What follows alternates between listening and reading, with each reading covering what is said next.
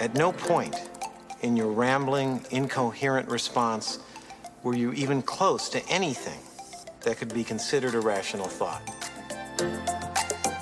I'm doing everything I can. Now stop calling me Shirley. The center has to be at least 3 times bigger than this. All right, it's Sincerely Unqualified. We're back to the bread and butter. We got knocked up this week. It's one day from Cinco de Mayo, so if you celebrate that, congratulations, or happy Cinco de Mayo, whatever you want to say there. Enjoy it. Yeah. Yeah, Look, the same people, by the way, that look like us that were out on St. Patrick's Day and are like, yeah, you got to wear green. Hey, like, yeah. you can use your excuse to drink during a weekday again. Go out on Cinco de Mayo, have the margaritas, do whatever. Enjoy the week. Just know it's not your holiday. Just be aware of that. Be very aware that it's not yours. If you claimed the other one, this is not for you. Yeah. Also, if you are Irish, you would know that St. Patrick's Day literally doesn't matter. It is an excuse to drink.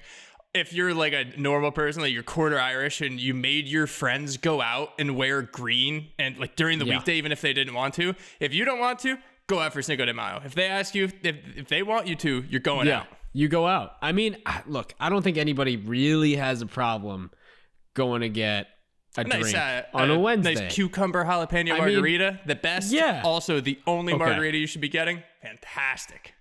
A cucumber jalapeno? Try it. That sounds seriously. Honest, it is I'm kind of so skeptical. Good. Everyone listening, you got to try it. If you drink margaritas.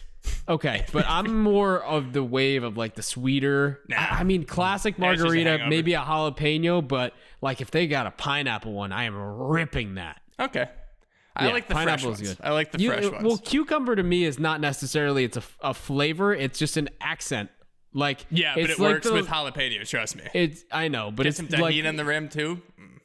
It's LaCroix in solid form. Let's call it that. I like that take actually. That's a decent take. Yeah, even though I don't drink LaCroix. Okay. Does anybody? Let's be honest. Who drinks LaCroix? The owner of LaCroix and 33% of workers. It's a money laundering scheme. 1 in 3. LaCroix does not exist. Sponsor. Yeah, it's like Ozark. They just watched a bunch of Ozark and were like, exactly. Well, I guess we could own this hotel, but listen to LaCroix this. sounds better. Yeah. Jason Bateman's like, well, yeah, let's just not. People, they won't know how to quite pronounce it, so it'll be perfect. It'll gain a lot of buzz.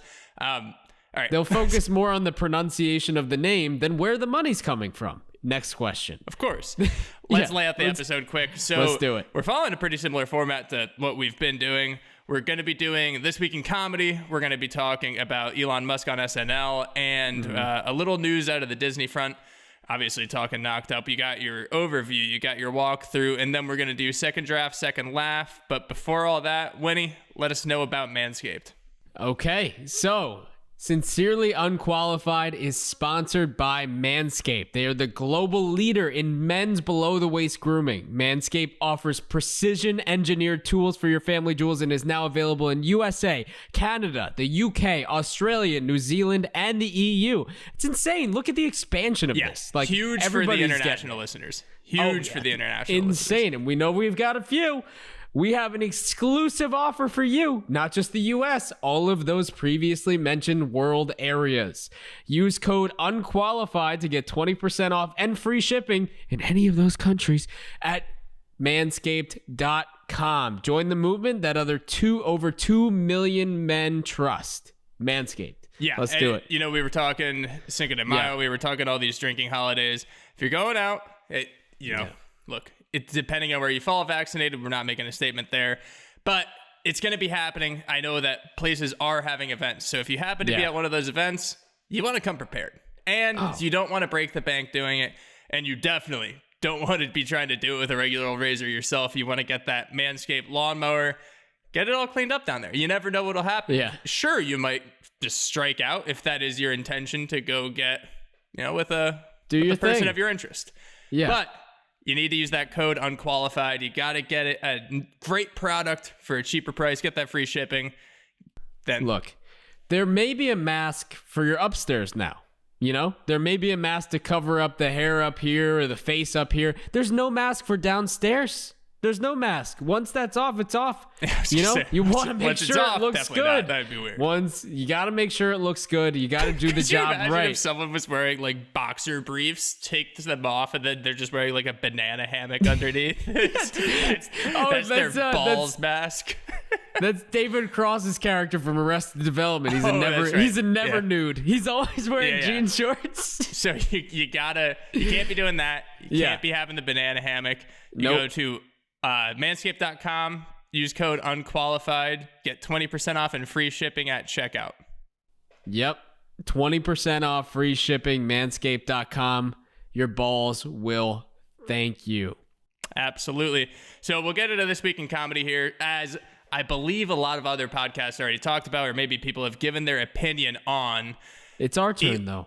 Yeah, well, that's true. Hey, comedy podcast, this is important. It's our domain. Yeah. We've mentioned SNL so many times in the past, just kind of in passing.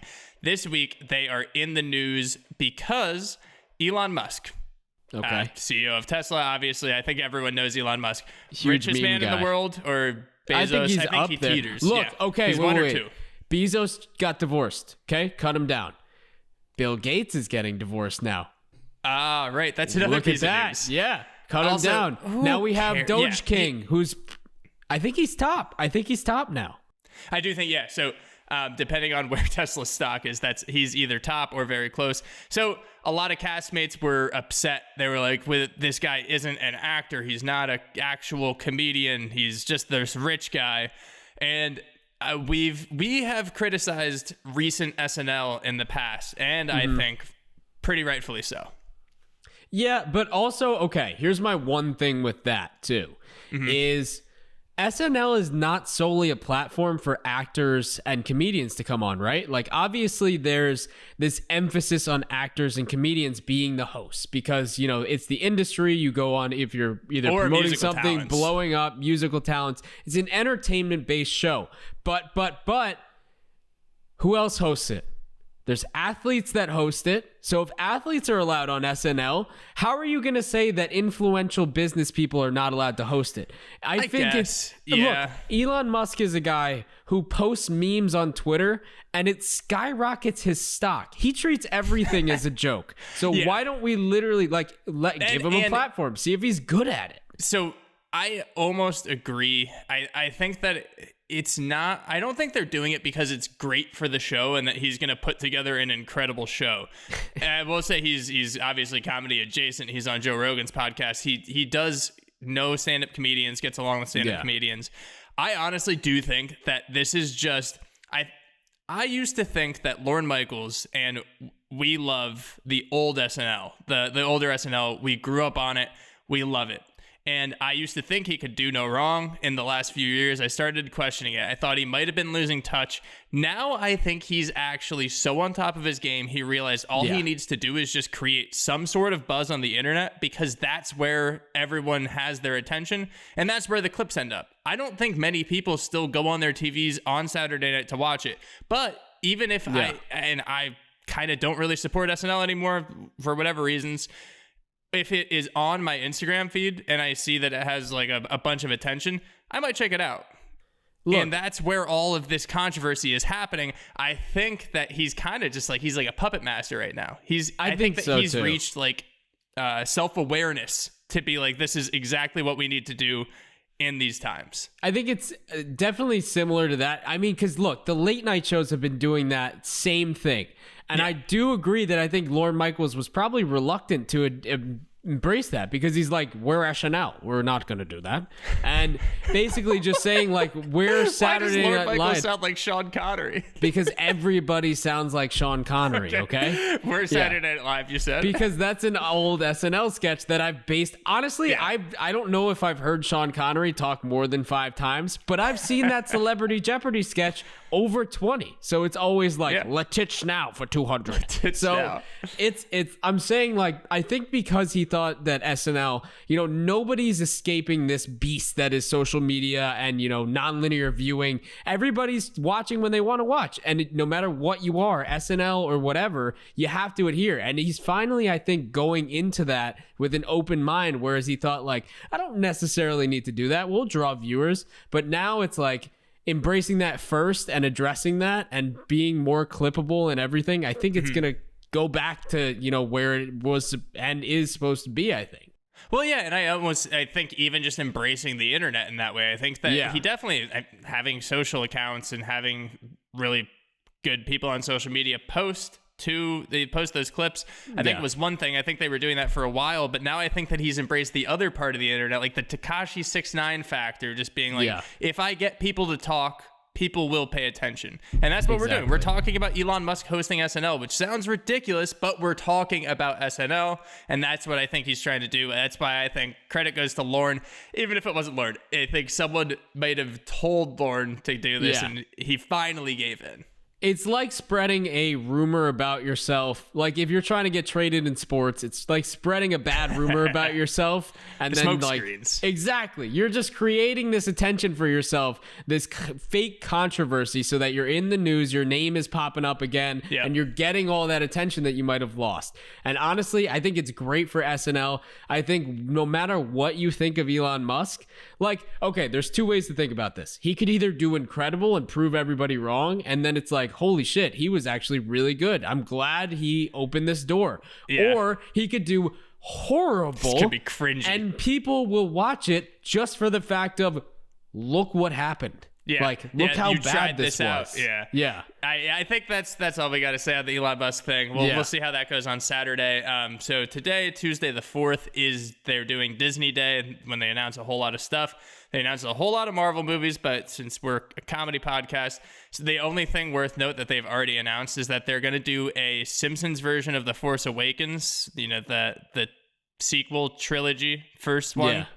Yeah. I don't care too much for The Simpsons. Like, I watched the movie, I've watched episodes. I really think, it's an incredible show. It's been on for so long. I was more of a Family Guy person myself, and those Family Guy old. I wish Family Guy was doing this, honestly, just because those old, they only did it for the Star Wars original ones? trilogy. Yeah. Were so good. Oh, it was so The fantastic. couch skit alone in those Family Guy Star Wars one, where it's like, you go left, no, you go left, no, you rotate. That whole skit for like, Family Guy loves doing things for 5 minutes, like that little like, okay, now you. That's the Family Guy touch. I love it, but I think there was a phase for me where I was Simpsons kind of really young, like 10 to 12. I loved Simpsons with my whole heart. That's like around when the movie came out, right? When we were that old? Spider Pig, all that. Yeah, like, I Spider kind of Pig. grew up on The Simpsons. And then I feel like it's similar to, we talk about Adam Sandler movies into Apatow movies. I feel like it's almost similar where you kind of either stick with The Simpsons throughout and don't really move to Family Guy, or you transition to Family Guy after The Simpsons. You graduate. Yeah. And then you could go to South Park if you want, but... Yes. Yeah. That's like that meme where it's the person just sitting down, their brain keeps expanding. Yeah. verbal meme. So I think that both of us probably wish it was Family Guy, but I think I might check out it's on Disney Plus. If I'm not doing much, maybe I'll check out the Simpsons one. At least it's some type of content from a well-known brand doing something. I like those little crossovers, especially because I like. And then Star Wars there's movies. that show Invincible. I think I haven't watched it, but I've heard so need much to. good shit Yeah, about it. yeah. And it just got renewed for 2 more seasons. So I think we should at least invest some time in that. And then you know who's in it? You know who's one of the voices? I'm a huge Steven Yeun fan. Oh, is it Steven Yeun? He's the son in it, I think. So I was just like, I just know damn, that Seth huge. Rogen's involved. That's like Really? almost the extent. I think he was involved in it in some sort of way. You know what he was involved in too that I loved was or what was it? What, The Preacher or something? Sure. He The did Preacher. like a very serious show, whatever it was. He was very involved in The Preacher, a show that I absolutely know what it is. That's a nice segue into Knocked Up, the Seth Rogen movie. Obviously directed and written by Judd Apatow. Well, maybe not obviously, but we're an Apatow podcast, and we assume that everyone knows that. So it came out 2007. Tomato score, we got an 89 critic, 83 audience. So a pretty well-liked movie. In terms of the cast, I mean, it's ridiculous. We're not going to sit through and list all of them. It would just be ridiculous. There are literally 21 noteworthy names that we have down. It's absurd. It is the deepest It doesn't make cast. sense. Like sneaky too. I know. And I'm including cameos in that 21. Okay, here's what I'll say, though. I think that this movie does so well what other movies try to do when they're fucking cameo fests, where it's like the Valentine's Day and all those, like, he's in it because this is who they are. Like, you have these cameos for the sake of cameos. Cool? Yeah, exactly. Hey, like, look, this it's movie Timothy pulls them Oliphant. together. You know him. I don't even know if Timothy Oliphant's in one of those, but he just seems like someone they would toss in there. The last movie he was in that I saw was the Tarantino movie. And he's, look, huge Timothy Oliphant guy, but we'll go away from that. I think, like, this movie is perfect at literally having everybody in it and not oversaturating us with the fact that, like, they're in it. It feels natural. Yeah, I think it feels natural because it's literally just the script that's written. And then it's because it's a huge Apatow production. Honestly, like, at the peak, it's 2007. He can get all these minor parts with these major people and some people that were very, very early in their careers too, actually. Oh my gosh. Which are more noteworthy, like Ken Jeong. And I mean, Kristen Wiig wasn't too early in her career, but Kristen Wiig and Bill Hader were early on SNL at that point. Bill Hader still had the Stefan hair, like that long Bill Hader hair. You know that was early Hader, and now he transitioned, but like, that's when you know you struck gold, is when these people aren't even main facets of the cast, and they're just, you look back now and go, holy shit. Yeah, it's incredible. Obviously, the main people, we have Seth Rogen, Katherine Heigl, Paul Rudd, and Leslie Mann. I would say they're the main four. And then you have Seth Rogen's friend group, or Ben Stone in this movie. You have Jason Segel, Jonah Hill, Jay Baruchel, and Martin Starr. So it's obviously a Freaks and Geeks reunion because, as we've said many times in this podcast before, Judd Apatow was mad that, or so he says, or people say, he was mad that Freaks and Geeks got canceled, so he was like, screw you, I'm just going to make them all famous. Like, this is what's going to happen now. And this was a product of that. And he did his job. I mean, when he said that about the Freaks and Geeks cast, look at this movie and tell me that he was wrong. Like... Yeah, seriously. I love that they all have their own names. And even when I was watching it first, I know this was very early in like all of their careers still to this point. And looking now and seeing them all have their own names, it's like a lot less believable because they're playing themselves. I thought like, oh, Jonah Hill is playing Jonah Hill. Like, he's an actor in this movie too. And like, Jay's playing Jay. Jay's going to be this actor. They're living together. They're just young in Hollywood. You think it's and then, like a this is the end situation. Exactly. Yeah, and like then it's like, themselves. no, they're trying to make a website about boobs. Like, they're just guy stuff, you know? Yeah, just guys being dudes. It either could have been a this is the end situation, or it could have been like a blooper reel when you hear people refer, like the actors referring to each other as their names. So like when someone breaks and they're like, for instance, like, oh, maybe Paul Rudd, like Leslie Mann would say, oh, Paul, like instead of Pete. That tricks me out a little. Whenever I hear that, I'm like, oh, that's right. Like, they know each other's names. It is weird, right? It's weird to think about, weird. You know, like breaking character, or like after a take, transitioning from that, like if your character name was Jean and I'm like, hey Jean, and then it shuts off and I'm like, all right, Kev, let's go grab some lunch. Yeah. You know, it's like that weird break. It's so dumb brain. It's like, it's the dumb brain part of me just being like, wait, well, because you buy into these movies and you buy into this reality, and then when you see behind the scenes and it's like, here's Paul, you're like, that's Pete though. Yeah, come on, what are you talking about? That's Pete. Yeah, I mean, you said buy into that reality. I think our next point for this overview probably has to address the fact that it got a lot of headlines back in the day. I'm not sure if a few years or how shortly after the movie was released. Katherine Heigl obviously was the co-star in this movie. She came out saying that she thought the film was a little sexist. She said that she thought that it paints the women as shrews, as humorless and uptight, and it paints the men as lovable, goofy, fun-loving guys. And she since walked it back. I mean, her and Seth Rogen have a good relationship. Apatow as well. Like, he didn't deny the claim of her accusations, and he said that the characters are sexist at times, but it's really about immature people who are afraid of women and relationships and then learn to grow up. So I think that that's probably something noteworthy and something that I definitely was thinking as I was watching the movie, because I actually didn't know that she thought that the film was sexist. Neither did I. Until after it, when I was looking into it, because I think that I got the sense of what she was saying, and I think I kind of understood it, but I think that it's because it's the way Judd does his movies. For the most part, it's very realistic, and it's deep down on the ugly side of people, especially this movie.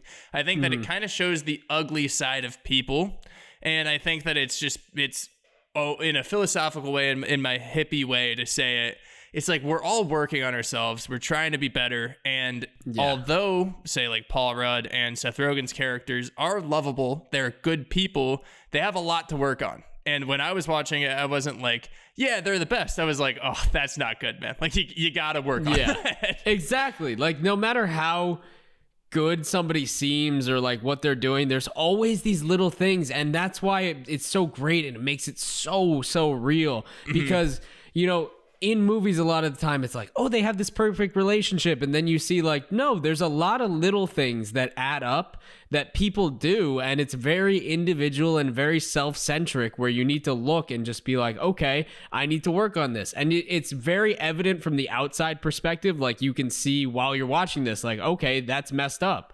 But, you know, in even our own lives and personal situations, it's like, all right, we don't know intentionally that we're doing that, and we're not doing it maliciously. It's just like something that we don't realize and maybe just doesn't get brought up. And then when you get called out, it's like, oh, I actually didn't mean to do it like that. I'm sorry it was impacting you that way. So it's real in the sense where we don't consciously know that we're impacting somebody else or like doing something wrong, and then when it gets called out, it's like, oh shit, or you almost think that you're doing the right thing when in reality you're doing a shitty thing. Like, there are definitely like rationalize it. I would have to believe that there are certain things in this movie that a lot of guys, a lot of I'm sure men, like, that they watch and they're like, I kind of do that, or like, you watch it and you're like, oh, that wasn't cool, and then you have a moment of introspection where you're like, kind of related to that. That's not good. Like, let's work on that. Take notes, mental notes. Like, hey. And then the whole time, honestly, then obviously we're just projecting our own experience onto watching this movie. I honestly, the whole time was kind of siding with the girls. I was like, I understand why you're acting the way you're acting, because these guys are immature. It's a natural response. And then it kind of goes back to Heigl's statement saying like that they're kind of uptight, and you know, if I was anyone, a guy, girl, it doesn't matter, and my partner was ripping a bong and an earthquake happened and didn't think about me and only wanted to save the bong, hey man, I'd be pissed. And then immediately breaks the bong when the cops roll by and just shows like, oh yeah, they don't really care that much about it. Exactly. So I think like it is understandable, but I think that's almost why this movie is what it is because it's deep down into the ugliness of the reality of most people's situations. And knowing Judd and how he writes his scripts, you could tell that it was very personal to him in a lot of ways too. And I think for us too, it's like Seth Rogen, number one, was supposed to be 23, which I guess works. But just like, accept these things. We're 23, and it's like, well, I don't know about that. But, you know, from our perspective, there's definitely two sides of the coin where I feel like, you know, most people know somebody, if you're our age, who would either act like one character in the movie versus another, or like, you know, side more with one character versus another. And it's just based on where you are, what you've been doing. Like for us, we've been in, you know, I'd say longer term relationships than other people. So there's a different perspective that comes with that than like being single for a very long time and like siding with somebody. So, you know, everything plays into it and you all come at it with a different view. But it's also still a comedy movie, and it's awesome that that's like the main focus. Yeah. So obviously we're talking about that cast, we were talking about the reality, and it's a Judd movie. So the writing's incredible. It's a fantastic, funny movie. So we'll walk through the movie now. We can get into this breakdown. So it definitely, we were talking about the immaturity. It starts out so obvious with them immature, even though it's fun to watch. You have the character intros. Basically, the guys are smoking a bunch of weed, and then So cool. Leslie Mann is married to Paul Rudd, and Katherine Heigl is Leslie Mann's sister, living with them. We're led to believe right away that Leslie Mann and Paul Rudd are older, quote unquote. If you're not watching on YouTube, which by the way, please watch on YouTube if you're just listening. It's very obvious right off the bat that this is what we're doing. Yeah, like we know where we stand. It's like when you start the movie, there's no confusion about, what the situation is or what's going on. I mean, for the first 2 seconds, maybe you think Katherine Heigl's the babysitter coming into the relationship. But, it's very obviously cleared up when she's in the house, like holding the kids. It's the sister. She's younger. Paul Rudd, and they're married. They're in a stable relationship. They got kids. She's younger. She's working, and then Seth Rogen and his friends are just like fighting each other with gloves on fire and throwing each other into a pool that probably hasn't been cleaned in 6 years and is like draining. It looks so gross. Oh yeah, disgusting. But we also quickly learn about their actual situation. So that set of guys is working on fleshofthestars.com. So they basically just smoke weed, watch movies all day, and then take note of where there is nudity in the movie because they think that they have this great idea for a website. And Katherine Heigl actually is working at So it's in Los Angeles. She's in the entertainment industry. We see that because we have a Ryan Seacrest cameo that is. Oh yeah, he's so funny. Angry. Yeah, he's a funny ass dude in this movie. Like, people give Ryan Seacrest a lot of shit. That dude works hard, and for this one cameo, it shifted my perspective. Even when he called out, he's like, "Look, I can't be waiting. I got American Idol. Like, it's live. I gotta be there." He's like, "I gotta be there." Real life reference there. I thought that was so good. Especially American Idol was like at its peak, so he's like, I gotta be there. I can't miss it. Oh, yeah, he does, and he wasn't wrong. He's like, so yeah, I'd like a cookie. So I'm sorry for freaking out, guys. Somebody bring me a cookie. Yeah. That was really good. But we see like the stark difference in realities. One person who's very clearly working on their career and progressing very rapidly because, she gets, promoted and she gets this thing, and Seth Rogen and them are just very clearly not doing any of that, and they're just sitting on their asses. And I feel like they're making the excuse, we want to do this website and just watch where nudity is, but it's also just like, we want to watch movies with nudity in it because we're all just kind of sad and just sitting around smoking all day. I mean, like, well, we definitely aren't like these people in this movie, but I mean, I could relate to that with this podcast. I haven't watched a non-comedy movie in almost a year now. I think I'm on the same page as you, which is awesome. But no drama for me. A little bit of nudity in those because boob guy. Big boob guy. But then we get our meet cute with them. They're in a club. Katherine Heigl and Leslie Mann just walk in while they're waiting in line, but he finally gets in. He's trying to get attention of the bartender, and then just reaches over the bar and grabs beer. So and it's just bold. Like, okay, like yeah. What are you talking about? People would get kicked out so fast. How often do they? Well, we saw somebody get kicked out for that. We know somebody. Yeah. And it's really, they had a cup and there's this drafts and they just reached over, poured their own beer and just came back. And it was the smartest thing ever. They got caught and just kicked the fuck out. Yeah. They were like, we're not dealing with that. Happened. Yeah. It's funny that we were in college and it was like, it just on to the next bar, basically. There's one bartender for like 300 people when you could do that, and it's nobody wants to wait, and they're right there, should be self-serve, drop a couple bucks. That was the issue, probably, that they didn't do that, but that's Seth the Rogen main problem. He paid him. Yeah, but that number one would get you kicked out right away. Number two, like, the confidence was on 100 right there. Oh yeah, that's something that I also think was pretty important for his character. Like, that event in itself, reaching over a bar and grabbing bottles of beer. One, I think it just showed his like almost blissful ignorance in a way. Like, Yeah. he's Like, I kind of don't just care. whatever. He's like, all right, yeah, I'm gonna do this, even though he wasn't the most like actually confident person. He wasn't Yeah. like a cocky, confident dude. That's what I thought was so interesting, because if that wasn't in there, we would probably think a little differently about his character. Yeah, and I think it's a lot like the I don't care, I could literally do this whenever I want. Like, I could come out whenever I want. This isn't a special occasion for me kind of Yeah. thing. I drink beer all day. Like, all right, let me just do this kind of confidence versus like, I run this place, you know, Yeah, I'm for here sure. all the time. Like, the bartenders know me. It's just like, what's the worst that could happen? Yeah, like, let why me just not? reach out. Yeah, I'll leave the money for like, I'll leave the money for you. All right, give me your best Seth Rogen laugh real quick. No, I don't think I've that actually was never it. really tried one. Neither how have have I I, never tried honestly. one. You ready? Yeah, let's hear it.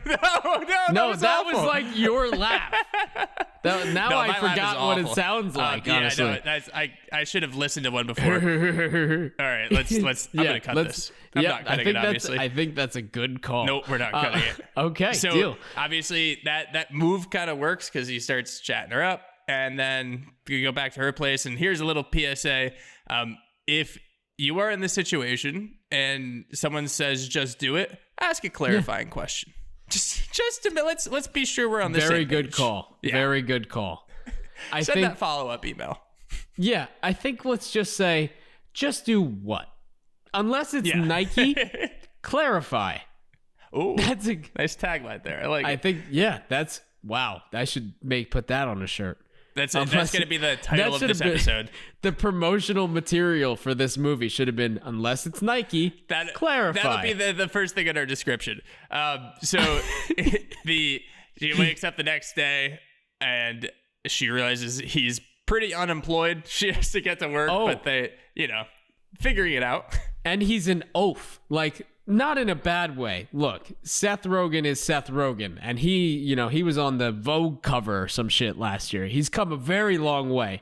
But there was No, not even last year, a few months ago, because his Really? new house Oh, yeah. plant company, his weed Yeah. company, that was like British Vogue or something. where he looked like a GTA loading screen, that one. Yeah, he looked Yeah, awesome. that was awesome. That was fucking if somebody dressed me up like that and took those photos of me, I think I could retire the next day and be happy. Yeah, Like, yeah. that was sick. Sick But outfit. I think that they did a very pointed thing of trying to make him look the least, likely to be with Katherine Heigl's character that they could. Like, Yeah. he woke up, she's touching him with her foot and just being like, Oh, you just got a lot of dude butt. Yeah, Like for a whole pretty lot. prolonged amount of time. Oh, it's a lot. It's there's a good bit in there where we just get a lot of Seth Rogen. Yeah. Oh, and honestly, though, something I did realize in this movie is that he does start progressively dressing better as he starts trying to gain more and more responsibility. Spoiler alert for this walkthrough. Oh no, You know this movie. We're not doing Yeah. any spoilers here. So it's 14 Obviously- years old. Yeah, Look, yeah. This movie is in high school, so I think we're good here. yeah. So Katherine Heigl starts taking pregnancy tests because she pukes at work. It popped up on her. She said she doesn't remember when her last period is when Leslie Bill Mann's Hader. asking her. We get the Bill Hader cameo. So she realizes she's pregnant. They go to dinner and she tells him, and they're assessing each other's situations, or she's assessing his situation basically. He's just like I don't know. yeah, like how'd this happen? Are we gonna bone or what? That was a lot better than my laugh. Yeah. She realizes this is one of my favorite parts of the movie, by the way. He's like, and she's like, oh, so you don't have a job? Like, how do you have money? He said he got paid $14,000 from getting his foot run over by a postal truck. And 10 years later, he still has $900. So he's like, so that should last me like 2 years. Yeah. Just, What? how? How Who's are you paying for living? rent in that house? It's in Los Angeles. Yeah, what are they doing? Even though the pool doesn't really have water and like they all seem to Definitely not live the pool bill, that's for sure. Yeah, or like a water bill, I guess. I don't really know what the whole utilities situation is, but it seems Not like great. they're not using a ton. Yeah.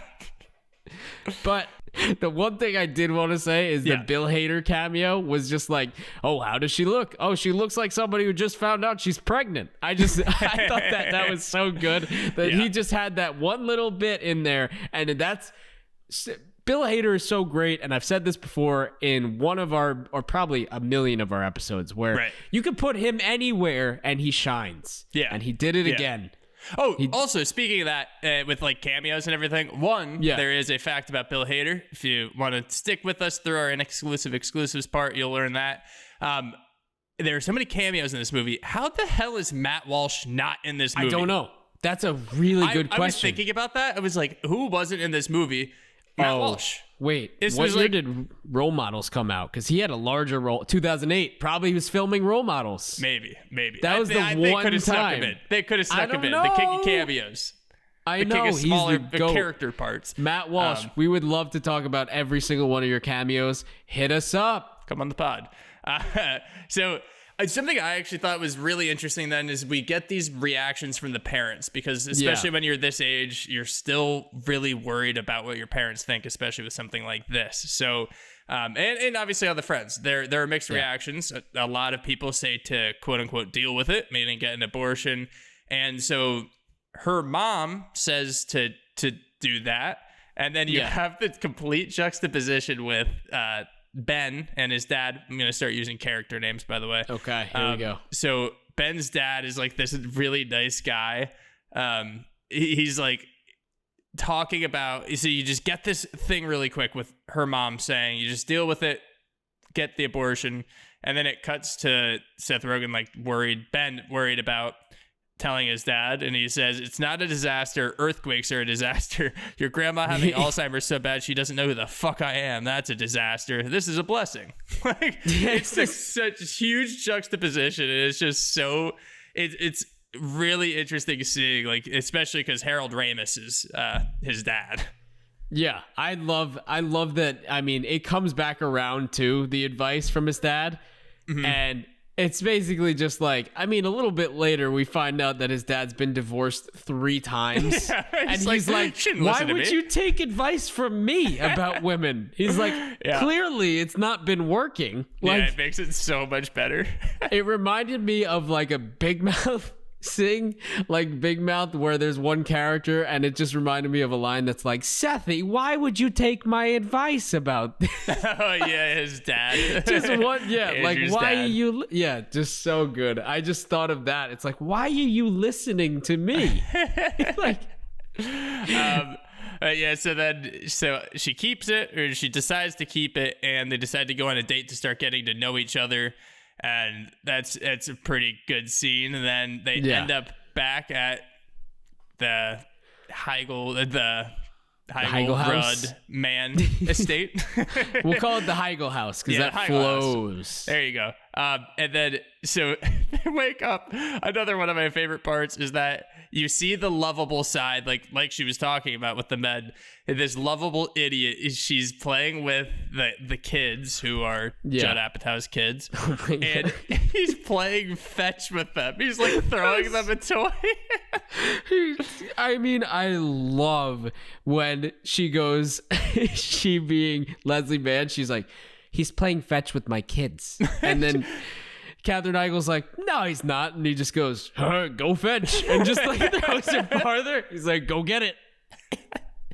Has no clue what he's doing. There is that is another dumb guy thing. There's something deep in, like, especially I'm saying like babies toys sometimes look like dog toys, and you don't really, I haven't had too much interaction with like little newborns, so I don't know what to do with it. I don't know, like, do I dangle it in front of their face and like they're like a cat, like, or do I treat it with dignity because it's a human being? I have no idea.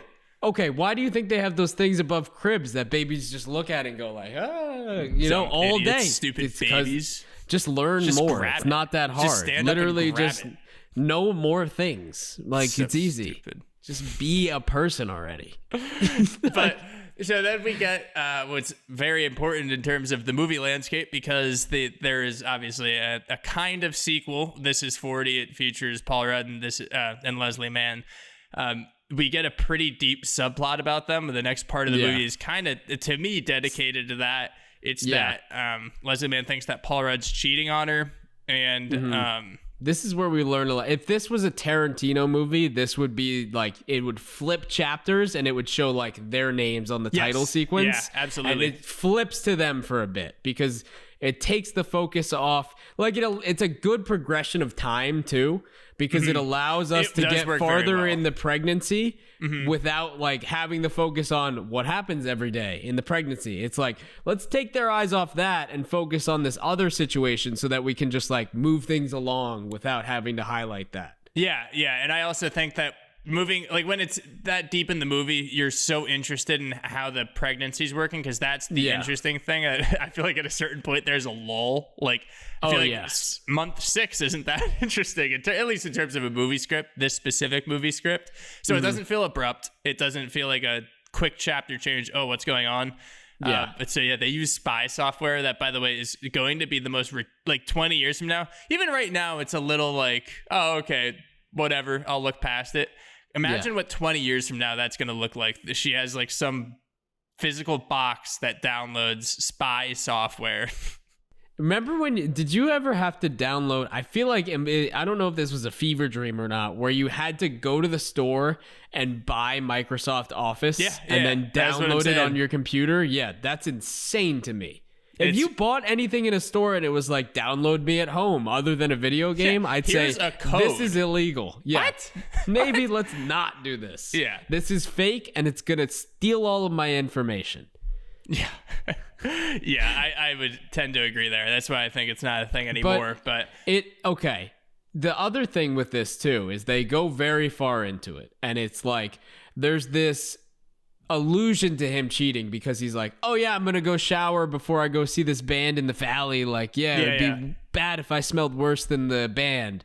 It goes to shower, like everything points to that, but you think from Paul Rudd's character, you're like, well, I don't think he would do that. You know, you're slightly in the middle zone where it's like, if he did, I can see it because he's also played kind of a jerk before. Well, because also you never know with people. Like that really is the thing behind it. Like you can be led to believe someone's a really good person. Yeah, because he's so charming. I think that's the thing with like really charming people. Is that maybe who knows? You know? Well, he plays that ambiguous, like, because I feel like in every Paul Rudd movie, it's easy for him to transition from like this great guy, like in Forgetting Sarah Marshall and I Love You Man, like being that great guy, to then the guy that he is in the Role Models and I said it conflicted with Role Models before because Matt Walsh is in it. Meanwhile, Paul Rudd is like the star of Role Models, so that was on me. Didn't even think That's about on that. me. Yeah. Well, Matt Walsh could have been in this movie, but it's easy for him to like do both, which is so versatile for somebody.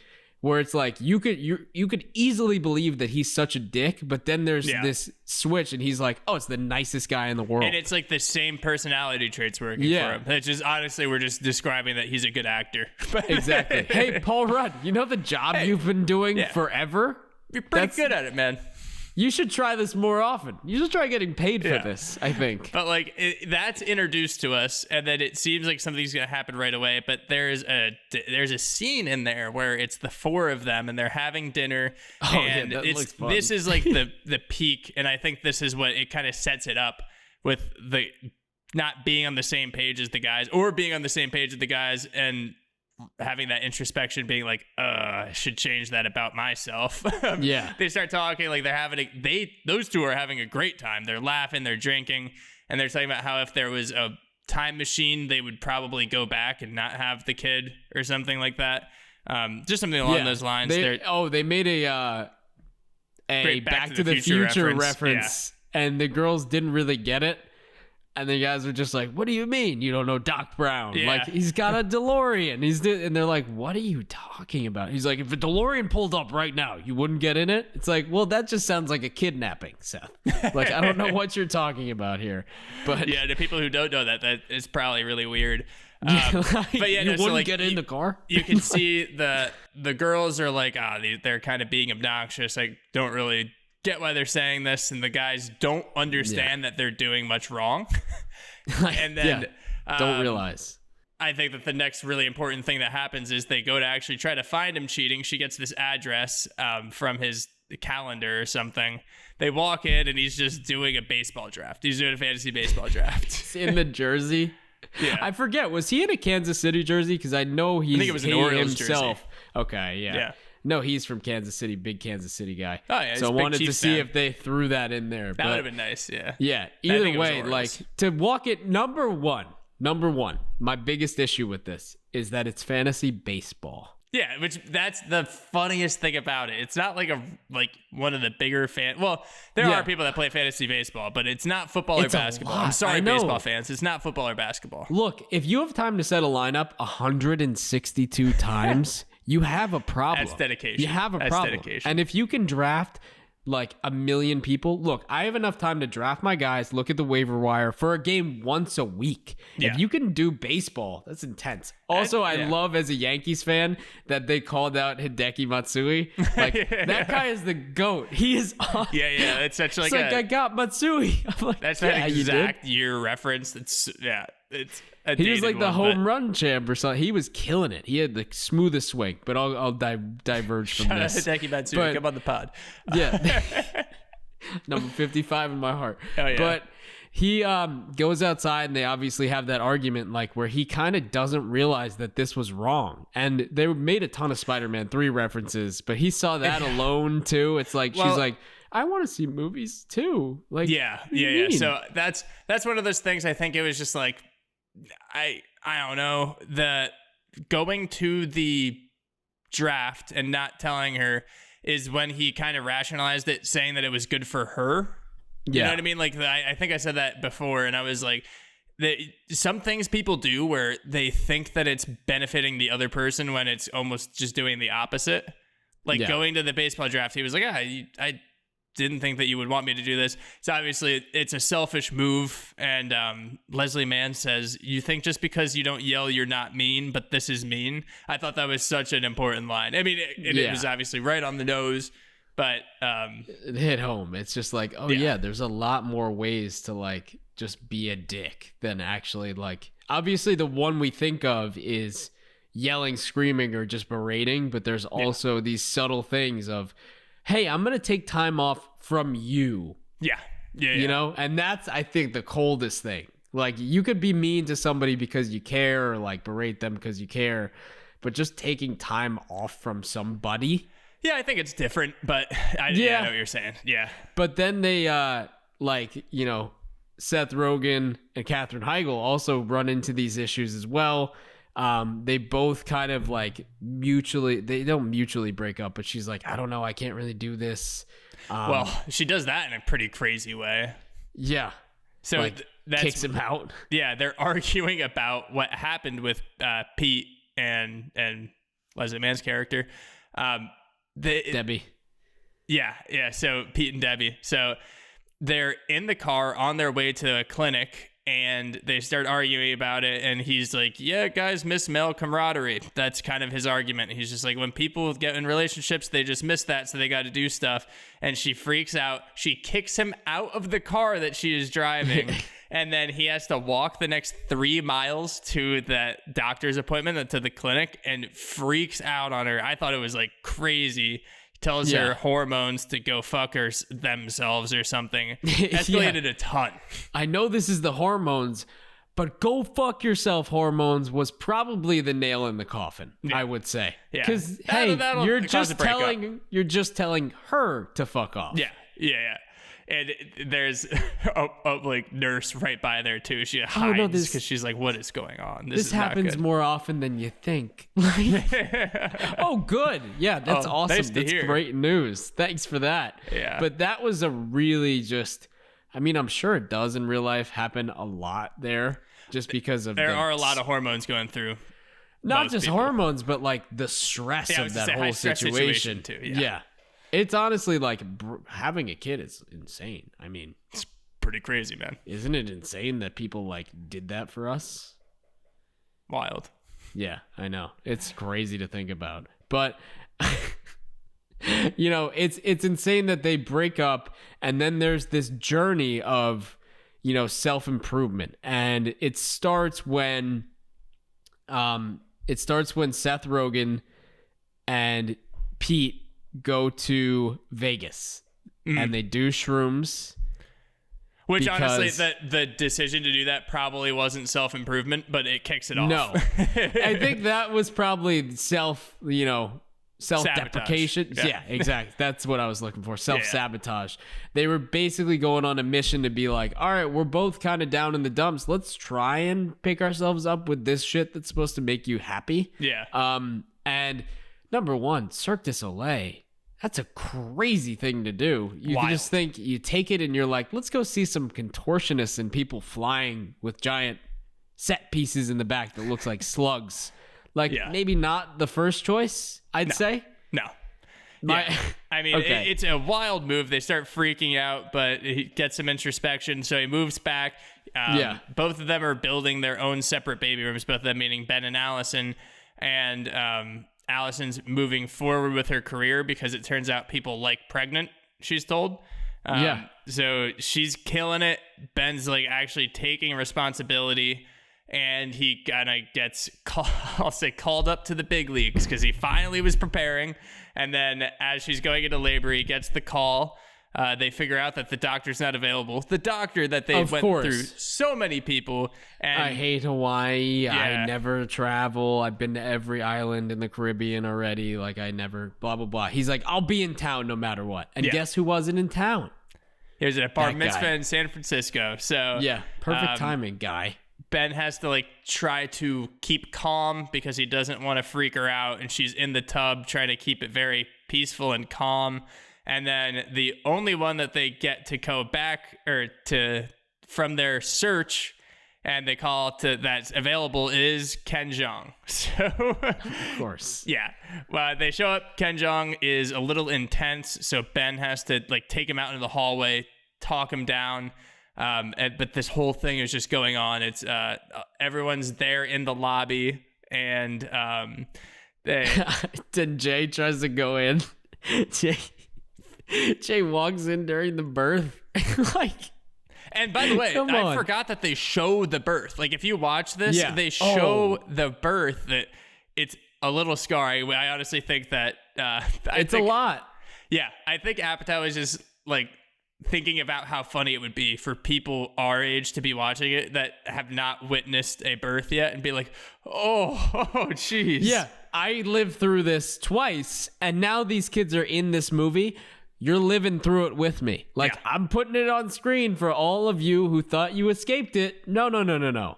We're really happening. Knocked up. You go through the whole process in this. Yeah. It's crazy. Yeah. And now you know what crowning means, even if you don't have children. And I thought it meant something kind of different, but now I see where I was wrong. Yeah. Don't want to think about that. So neither do I. Scary. Debbie tries to replace Ben in the room, and he's like, no, this isn't happening. I'm going to be in here. And he just makes this huge stand that ends up, she likes him. We have the baby. Then essentially the movie kind of resolves that they're on good terms and they're going to try their best. Yeah. And I think that's a good thing because we don't get a clear resolve at the end. We just get they're both in it. They kind of get back together. They're going to give it a shot. And they're just doing their best. And that's what we expected. That's where we wanted to end up, kind of the resolution that they wanted from the beginning. And we got that. I mean, I like how most Apatow movies, don't end on a certain, or they don't end with certainty. They leave you here's what is happening right now. And you're left to speculate with the rest. It's like a soft resolve. Exactly. Yeah. And, they leave you on a good note. A good comedic, hey, there we are.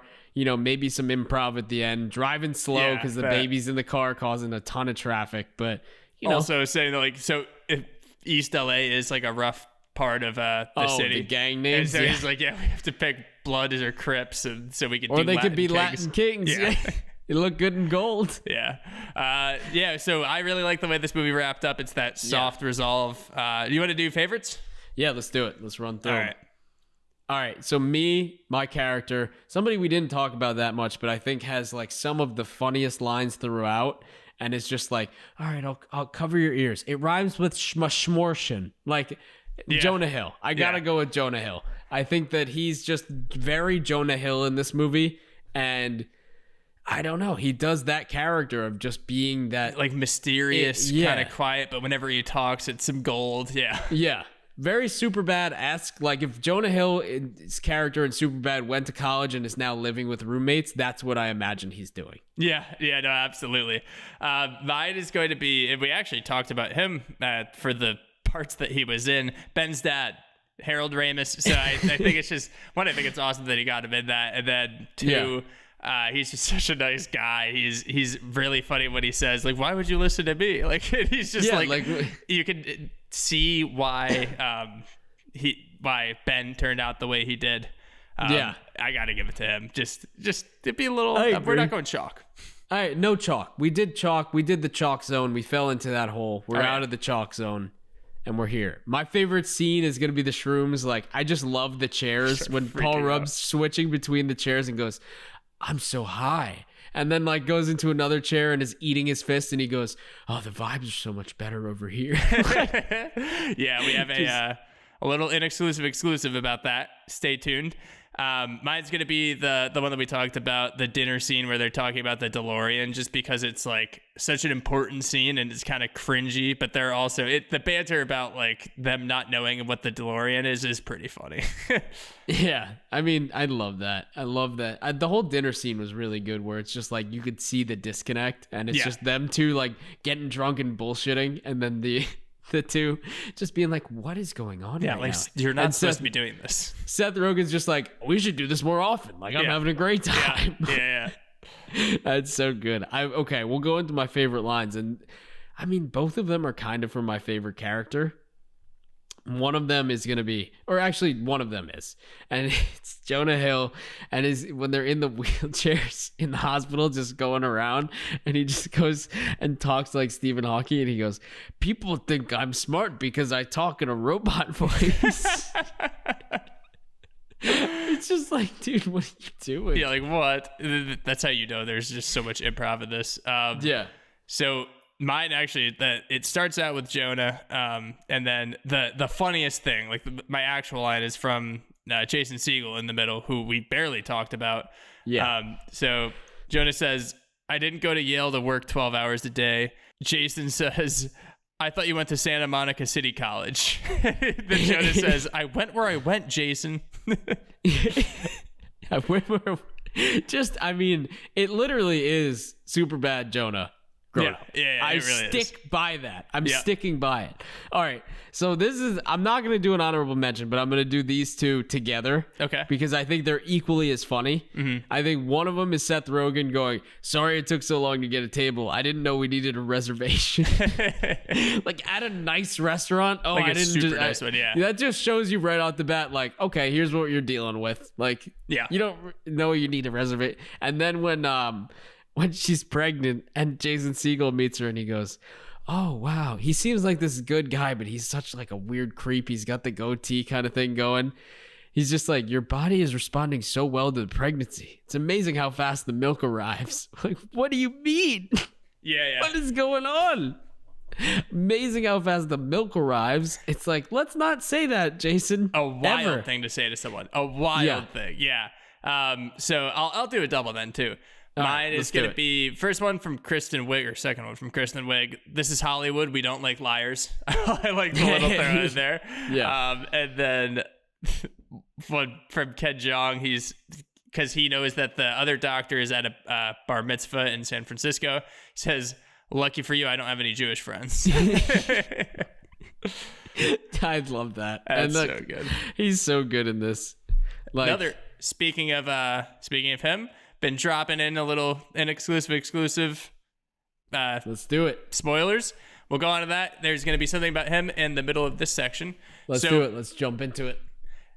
This movie was originally supposed to be a follow-up to The 40-Year-Old Virgin, having Seth Rogen and their friends reprise their roles as that smart tech team. Oh my God, I forgot that they worked together. Yeah. So what actually ended up happening was they just wrote this script because Judd was a huge fan of Seth Rogen. He's like his mentor, and he said, "You're so funny. I could just make a movie about you getting a girl pregnant, and it'd be hilarious." And that's what they did. So, it's just that Freaks and Geeks crew and the idea of it, because that's where he met him. So the movie actually also is partly based on the birth of his daughter, his first daughter, and there are a few real things that happen throughout this script and a few things that we talked about. So one is Ben trying to get their doctor on the phone while she was in labor and then just cursing out a bunch of doctors who he'd recently called. Judd did that. Good. Yeah. So Ken Jeong, he was angry in this movie, and then Ben had to go talk him down, like just to calm him down in the hallway. Judd did that. So you have like the flip the switch. He was angry that he's trying to calm down and kind of not maybe angry doctor, but a little like hostile, like high stress. Yeah. So the craziest thing, the argument on the way to the clinic where she kicks him out of the car, Judd actually got kicked out of a car in an argument. Or I think it was someone he knew, but I think it was Judd.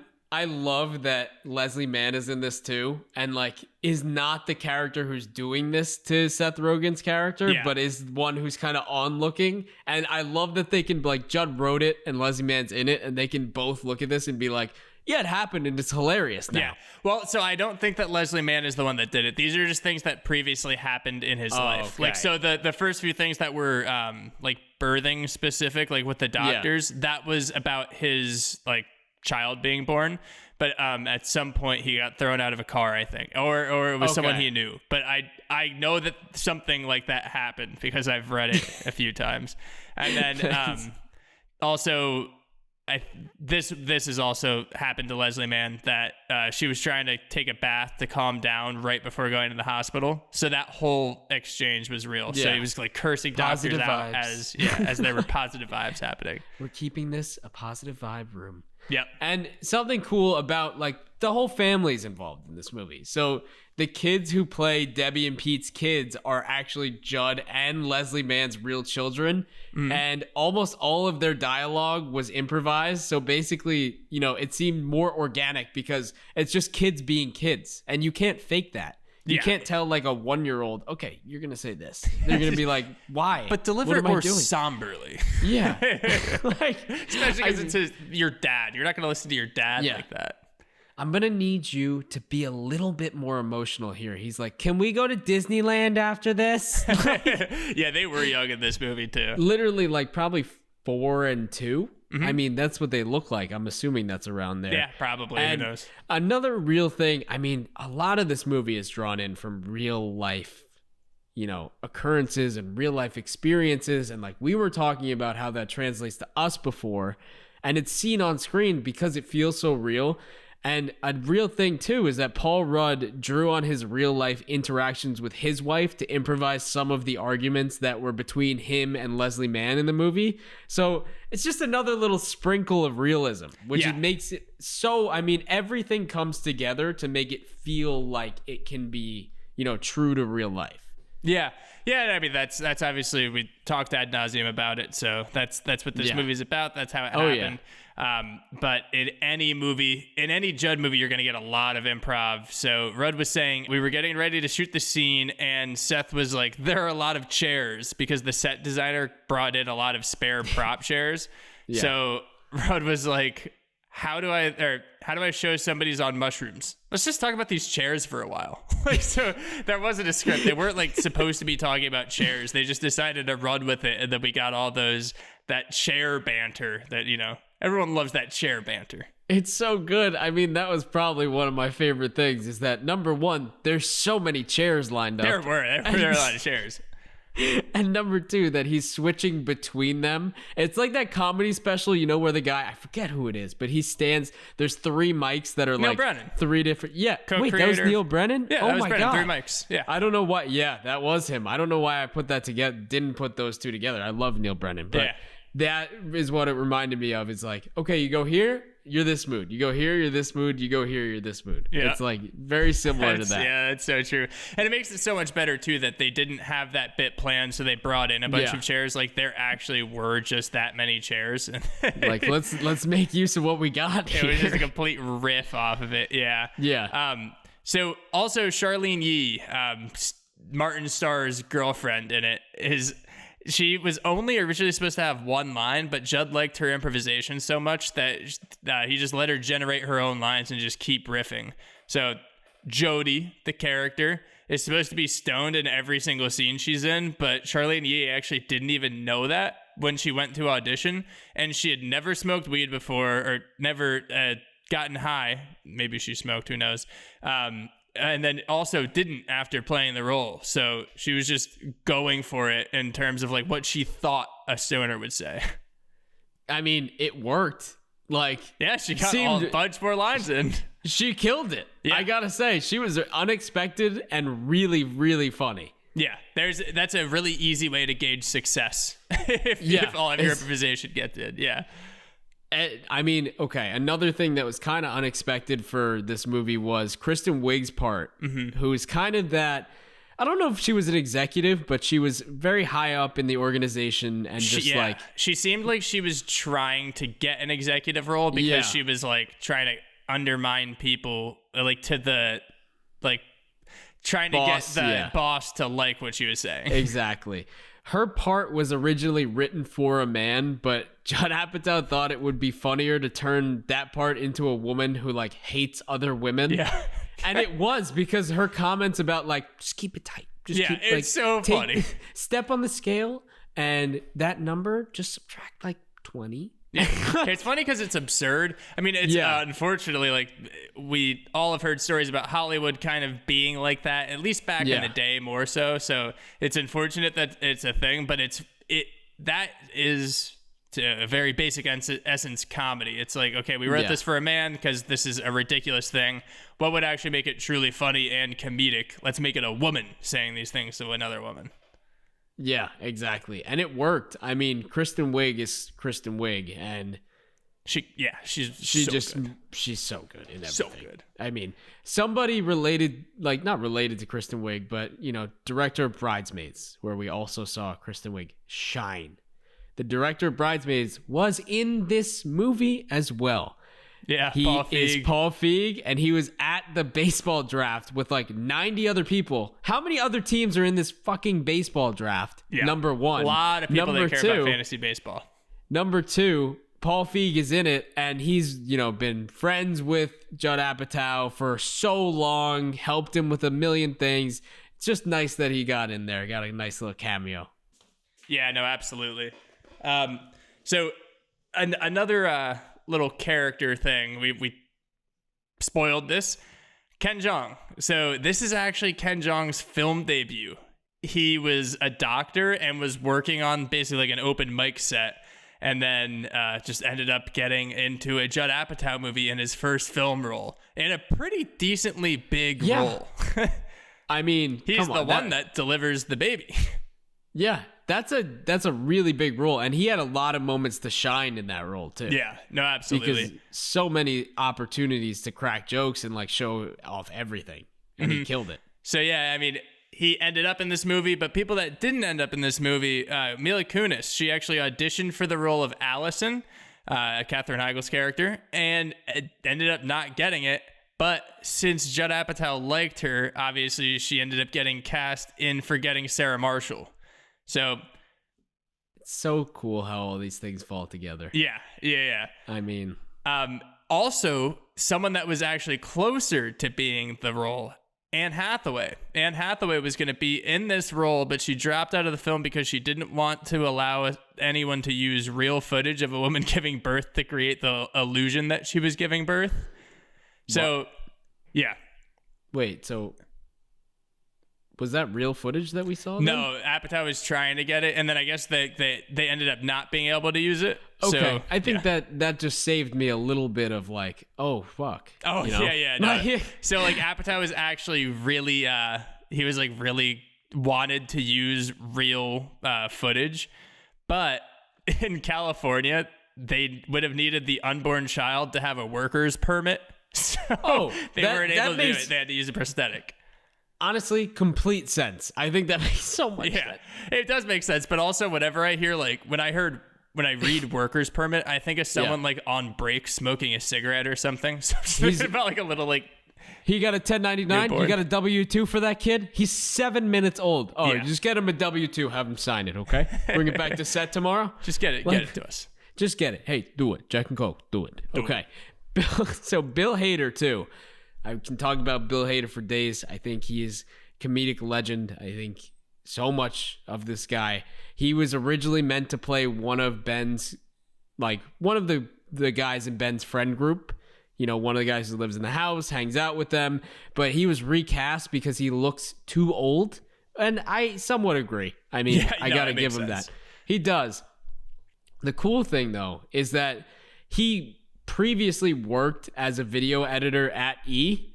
Yep. And in the movie, he plays a video editor at E! And the way he looks in the movie, I will say, he looks like what I think a video editor at E! Would look like. Yep. Yeah. I mean, I guess they actually shot it there too, and his office was like down the hallway from where they filmed. That's so such a good. weird thing. Yeah, I know. Like full circle, just like, oh yeah, I used to sit there. Yeah. So we mentioned this cameo before, Ryan Seacrest. So Ryan Seacrest ended up in this funny cameo because Apatow saw that actually happen. They were going to do research at the E! News set, and he saw Seacrest was like a little upset with someone for being late. It was some celebrity. I don't think he named them, but they were like, this is fantastic. We need to put this in the movie. So he said he asked Seacrest to use a bad word and make fun of a couple people. And at the end of this whole scene, really make sure you make fun of yourself.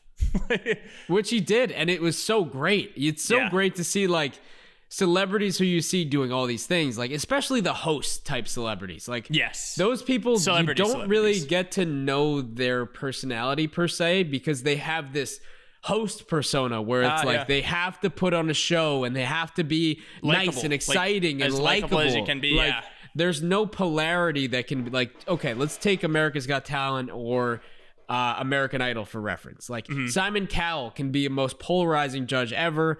Randy Jackson can go like one other way. Though. No, that's what I'm saying. I'm saying Ryan Seacrest in that situation can't be polarizing. His job is to be the least polarizing, likable person there. So we don't know he's not even much supposed about to have opinions. Him. Yeah. And when you get to see that behind the scenes and be like, oh yeah, this guy's he's funny. He's making fun of himself. He's self-aware. Like that to me is really cool. Yeah, no, totally agree. Because you can be uppity and be like, I'm not gonna do that. Why would I make fun of I'm fucking Ryan Seacrest. I am Ryan or Seacrest. You can be what like, are you talking about? Yeah, dude, I host American Idol. Like, of course I'll make fun of myself. Yeah. like this is just gonna do better for me. Dude, it's people singing on television. Like, I say their names and walk out. Yes, I'll make fun of myself. Yeah. All right, so let's move on to second draft, second laugh. I'm going to give you, obviously, if you're new with us, I'm going to be doing two rewrites of the movie, just something I would think would be ridiculous, and then two potential sequels. So obviously there was a slight sequel, but this would be direct ones. So I like the sequels today more than the rewrites. Just throwing that out there. Is one of them like super dark again? Because I don't know if I can go through that trauma. No dark ones. Okay, they're dramas, but they're no really dark ones. I'll tell you off air a dark one that I thought of. Which yeah, it's not great. It's just that they got an abortion. No, it was kind of like off air. Yeah, I'll tell you. Subscribe to our Patreon where you can hear Whitney's movie idea. Sure, yeah. Just for that. That's the only thing we offer is literally like one $5 dark a month. So and for 10, I'll come up with a second one that's on the fly. Yeah. Whoa. So after learning about Mr. Skin, he knows the only way he can provide for his kid is to make fleshofthestars.com take over. So he's not discouraged. He's like, okay, I just need to find a way to make this work. So the rest of the movie is just him trying to take out the owners of that site, or just him trying every way he can to sabotage that site. So his is the big site. That could be connected with Barry. Because Bill Hader's character could secretly be Barry, and he could hire the hitman to take out Mr. Skin. Yes. Wow. I think we just figured it out. Video editor by day, post-marine military hitman by night, Bill Hader. Yep. Speaking of that, we're going to have to do a Barry recap before that next season comes out. Oh my God. I love that show so much. So the other one is when they're talking about the time machine. My favorite scene, you see Doc Brown show up, and then he takes them back in time, and then they're going through it. They're about to be at the birth of their child because they said, "Oh, maybe I wouldn't do it," but they decide not to change anything. It's just a romance movie. It's like kind of Dear John-ish, or I actually never seen that, so maybe it's not about that. Hey, you just wrote "It's a Wonderful Life." Congratulations. Yes, that's what I was pulling on. Mary, I want the baby. I regret it. See, I messed Take up. me See? back. I didn't back, want to Doc. say it. Get the DeLorean to 88, Doc. Come on. Hey, we can do 88 it. miles an hour, see? Come on, also, Doc. How do we always end up back at Every single time? It's like a running bit that we do on this podcast. I think at Christmas I watched it, and it's just since then it's been Mary. That's because that's like the only good accent we can do if you want to call it that. Honestly, it's the most consistent one, and it's from like the 40s, so nobody can come at us for getting it wrong. So, all right, sequels. This first one is the baby ends up growing up and is oddly tall. Like, Seth Rogen's not too tall, but they go on Maury. So it's actually a real life thing. They go on Maury, and they expect it to be Jason Segel's kid because he's such like a sex crazed guy. Jason Segel, very tall. Yeah. But does it have a goatee? The kid. No. It could, because it actually ends up being Martin Starr's. I think Martin Starr is probably pretty tall. And it sets up a trilogy. The third movie would be a revenge movie that Charlene Yee stars in. And she tries to take Katherine Heigl out. So there's another murder one. So also using Bill Hader's Barry in there as well. Yeah, we could work Barry in there. We could work Barry in there. I think that's the trilogy we needed. Yeah. Was Barry. We're building a franchise. We're building a franchise. Barry season 3 right there. The next one is a crime drama that revolves around the two of them climbing the ranks through the Latin Kings and struggling for power. So right after it happens, they decide to go with the Latin Kings, and then the way I like to think about it is that they're climbing through together, and it's a nice team game. But then once they get right around the top, that's when it turns personal, and only one of them wants to take the top position. Wow. So Sons of Anarchy meets Knocked Up. Yep. That's the sequel. So for me, I think I'm pretty confident in mine, where it's going to be the time machine. Okay. Because I think that would be really funny. And there would be some 1940s accents in there. Oh, yeah. And I think that it could be really good. Maybe we could star in it. They'd be like, oh, those guys are definitely from the 40s. Yeah. Did they superimpose footage from the 40s? I think so. Did those guys just time travel? I think so. What about the sequel? All right. So the sequel, I'm going to have to go with the Latin Kings, honestly. the crime drama. I would love to see it. I would love to see it. That would actually, I'm not going to lie, they could make that very funny. Yeah, they could make a funny movie out of that. I told you no drugs. I thought we were only going to sell guns. Yeah, no cocaine, right? It's more lucrative. All right, we'll save you from this episode. We are, again, not sure what we're going to do next week, but it's always follow us on the Patreon that we don't have follow our Patreon that doesn't exist, but actually follow us on Instagram and TikTok. DM us, let us know what you think we should do next. Give us any feedback. Please like, rate, and review. Do all that good stuff for us. It means more than us than you would know. It just takes a little bit of time out of your day. We are excited for this next week. Until then, I'm Kevin. I'm Winnie. And we'll see you at the next episode.